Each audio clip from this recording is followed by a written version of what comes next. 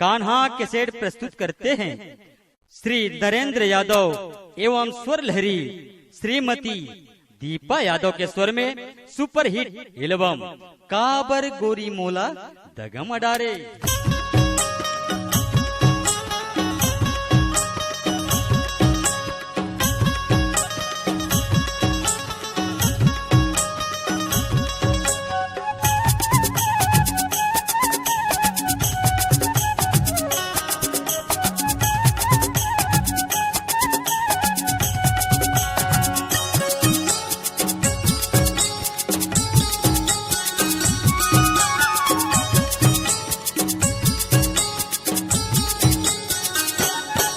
भद्रामा चले आबे मायारू चोरेला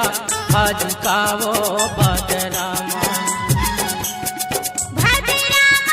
चले आहू मायारू चोरेला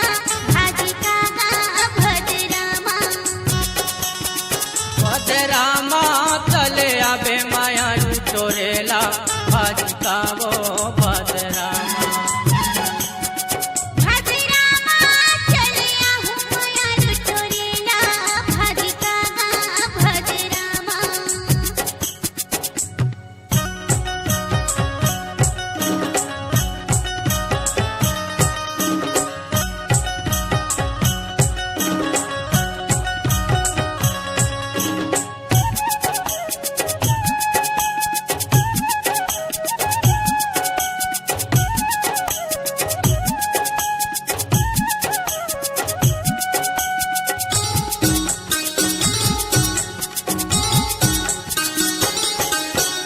आधो महीना फूलेला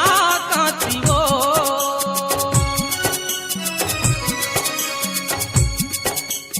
आधो महीना फूलेला कांती वो कहूँ नहीं तो तहाँ आबे मायारू ले ले हूँ कांती का वो भद्रामा कहूँ नहीं तो तहाँ आबे मायारू ले ले हूँ कांती का वो भद्रामा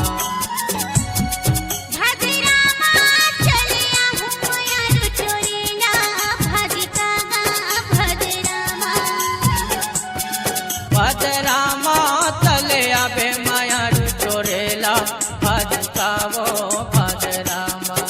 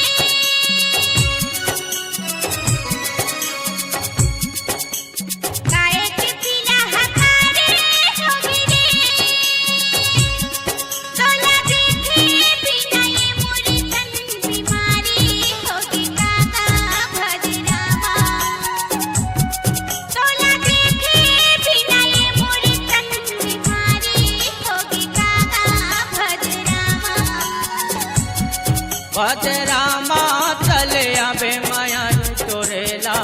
आज का वो भद्रामा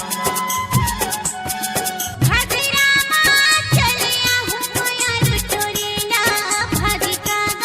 भद्रामा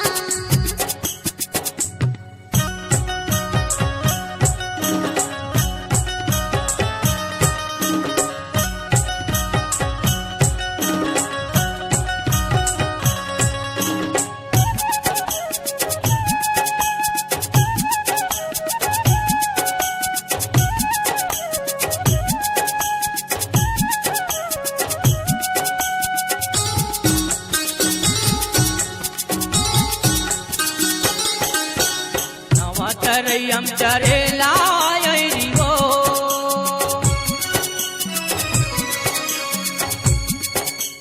नवा तरयम चरेला वो गोटी आवाज नहीं तो बने मायारू खड़े है भाई का वो भद्रामा गोटिया